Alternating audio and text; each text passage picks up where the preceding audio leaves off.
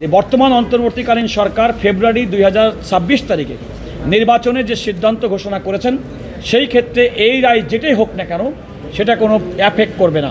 বিচারপতি খায়রুল হক সাহেব যে রায় দিয়েছিলেন তার সঙ্গে আরও 3 জন বিচারপতি একমত পোষণ করেছেন। 4 জন বিচারপতি বলেছেন নির্দলীয় তত্ত্বাবধায়ক সরকার ব্যবস্থা যে চালু করা হয়েছে সেটা আমাদের সংবিধানের মৌলিক কাঠামোর পরিপন্থী। অথচ ওই একই রায়ে 3 জন বিচারপতি বলেছেন যে না, আমাদের নির্দলীয় তত্ত্বাবধায়ক সরকার ব্যবস্থা আমাদের সংবিধানের সঙ্গে সঙ্গতিপূর্ণ এবং মানুষের ভোটাধিকার সুনিশ্চিত করেছে, মানুষ ভোট দিতে পেরেছে এবং গণতন্ত্রের জন্য সহায়ক। সেই রায়ের পরে আপনারা জানেন যে তিনি একটা সংক্ষিপ্ত আদেশ দিয়েছিলেন, পরবর্তীতে পূর্ণাঙ্গ আদেশে পরবর্তী 2টি জাতীয় সংসদ নির্বাচনে তৎকালীন বিদ্যমান বিধানের বসে চলতে পারে বলে আপনি সংক্ষিপ্ত আদেশে বলার পরও মূল রায়ে গিয়ে সেটি পরিবর্তন করা হয়েছে। এই মূল রায় পরিবর্তন করার পরিপ্রেক্ষিতে আজকে বিএনপির পক্ষ থেকে বিএনপি মহাসচিব জনাব মির্জা ফখরুল ইসলাম আলমগীরের দায়েরকৃত যে রিভিউ পিটিশন, যার উপর আপিল মঞ্জুর হয়েছে, বিগত 3 দিন যাবৎ আজকে সকালে আমাদের সিনিয়র অ্যাডভোকেট জয়নুল আবেদিন তার প্রাথমিক সমাপ্তি বক্তব্য দিয়েছেন। এরপরে আজকে দিনব্যাপী আমি এই মামলায় আর্গুমেন্ট করেছি, আপনারা অনেকে উপস্থিত ছিলেন, দেখেছেন। মোটা দাগে আমি যে কথাটি আদালতকে বলেছি সেটি হচ্ছে, এ যাবৎকালে এই মামলাটি সুপ্রিম কোর্টের উভয় বিভাগ মিলে মোট 21 জন বিচারপতি শুনেছেন এবং শুনছেন। বর্তমানে আপিল বিভাগের 7 জন বিচারপতির বাইরেও ইতিমধ্যে পঞ্চদশ সংশোধনী, যে সংশোধনীর মাধ্যমে নির্দলীয় তত্ত্বাবধায়ক সরকার ব্যবস্থা বাতিল করা হয়েছিল সাংবিধানিকভাবে, সেটাও কিন্তু হাইকোর্টের একটি বেঞ্চ 2 জন বিচারপতি শুনেছিলেন। তো সুতরাং 21 জন বিচারপতি যে মামলা শুনেন তার গুরুত্ব কত বেশি সেটা আপনারা বুঝতেই পারেন। আমি আদালতকে বলেছি, মাননীয় বিচারপতি এম খায়রুল হক সাহেব যে রায়টি দিয়েছেন এবং সেই রায়টি দেওয়ার ক্ষেত্রে তিনি তার ব্যক্তিগত কিছু অভিজ্ঞতা উল্লেখ করেছেন। তার মধ্যে একটি অভিজ্ঞতার কথা হচ্ছে, তিনি একদিন জাজেস লাউঞ্জে যখন চা খাচ্ছিলেন তখন বাইরে কিছু আইনজীবী তাদেরকে অবরোধ করেছেন। প্রধান বিচারপতিকে বলেছেন যে আপনি একটু ওদের সঙ্গে কথা বলেন, তিনি কথা বলেননি।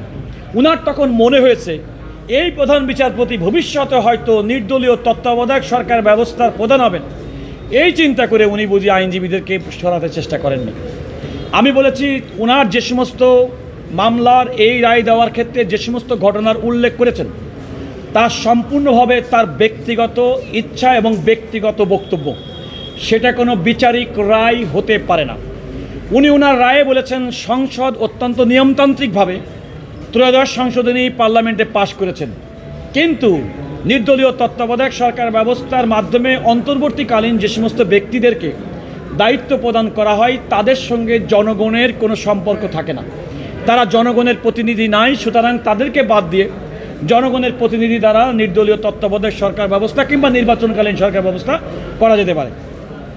অথচ তিনি তার রায়ের মধ্যে সবিরোধীভাবে বলেছেন 42 দিন পর্যন্ত একটা অনির্বাচিত সরকার হতে পারে।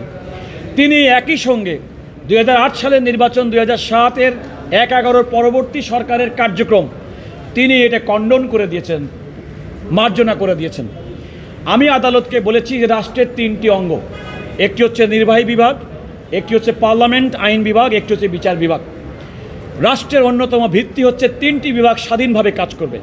পার্লামেন্ট তার স্বাধীনভাবে আইন পাশ করবে, প্রশাসন তার প্রশাসনিক কাজ করবে, বিচার বিভাগ তার বিচারিক কার্যক্রম পালন করবে।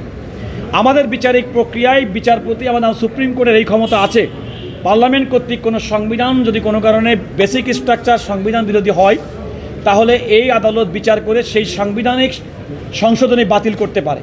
যেমনটি 8ম সংশোধনীর সময় হুসেন মোহাম্মদ এরশাদের সময় আমাদের সুপ্রিম কোর্টকে যে 8টি বিভাগীয় জায়গায় নিয়ে যাওয়া হয়েছিল সেটি বাতিল করে যে রায়টি হয়েছে, তেমন একটি রায়ের উদাহরণ আমাদের দেশে আছে। যেহেতু আছে, সুতরাং এইরকম রায়কে নির্দলীয় তত্ত্বাবধায়ক সরকার ব্যবস্থার মাধ্যমে আমাদের মানুষের ভোটাধিকার প্রয়োগের যে ক্ষমতা, সেই ক্ষমতাটা বাতিল করা হয়েছে এই রায়ের মাধ্যমে। এই রায়ের মাধ্যমে বিচারপতি এম খায়রুল হক আমাদের বিচার প্রক্রিয়া, বিচারাঙ্গনের প্রতিই প্রতারণা করেননি। আমি শব্দটা বলেছি fraud, not only fraud upon the court but also fraud upon the nation, অর্থাৎ পুরা জাতির পরে প্রতারণা। কারণ উনি জাতির পরে বলেছেন যে তত্ত্বাবধায়ক সরকার ব্যবস্থা জাতির উপর চাপিয়ে দেওয়া হয়েছে। আমি ওনার রায় থেকে পড়ে শুনিয়েছি, জাতিকে গলাধকরণ করানো হয়েছে।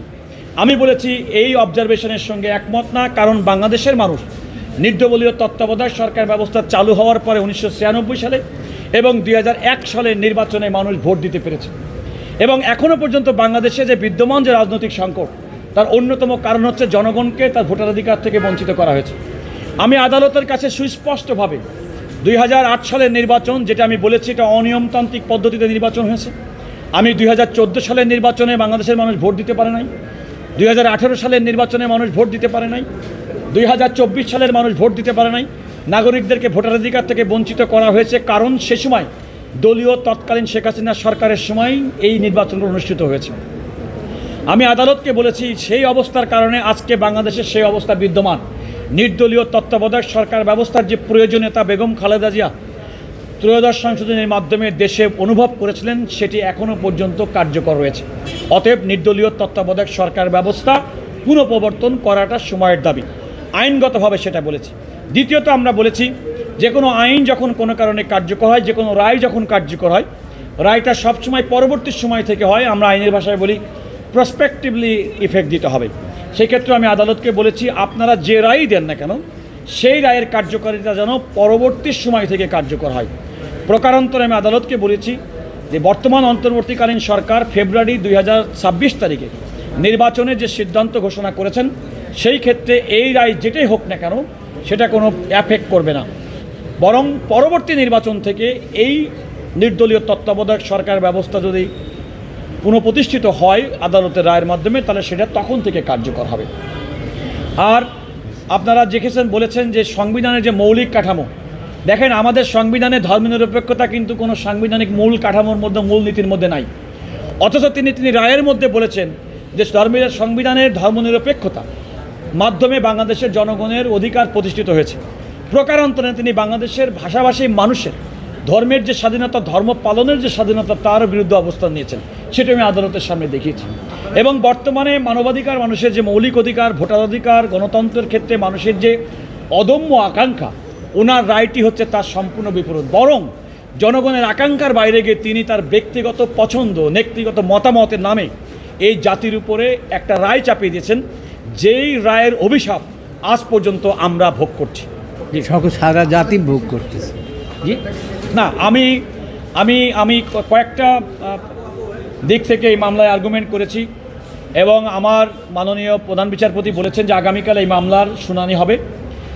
আমার বক্তব্য, আমি আশা করি কালকে খুব স্বল্প সময়ের মধ্যে কয়েকটা লিগাল ইস্যু যেগুলো আমার এই মামলার শুনানির সময় মাননীয় বিচারপতিদের কর্তৃক উত্থাপিত হয়েছে, অনেকগুলো প্রশ্নের উত্তর তাৎক্ষণিকভাবে আমি দিয়েছি। আর আমার আর্গুমেন্টের, আমার যুক্তিতর্কের একটা বড় অংশ সেটা রয়েছে, সেটা আমি বলেছি যত দ্রুত সম্ভব আগামীকালের শুনানির শুরুতেই সেটা আমি শেষ করতে পারবো। এরপরেই মাননীয় প্রধান বিচারপতি বলেছেন রাষ্ট্রের পক্ষ থেকে অ্যাটর্নি জেনারেল অফিস তারা হয়তো তাদের বক্তব্য রাখবেন।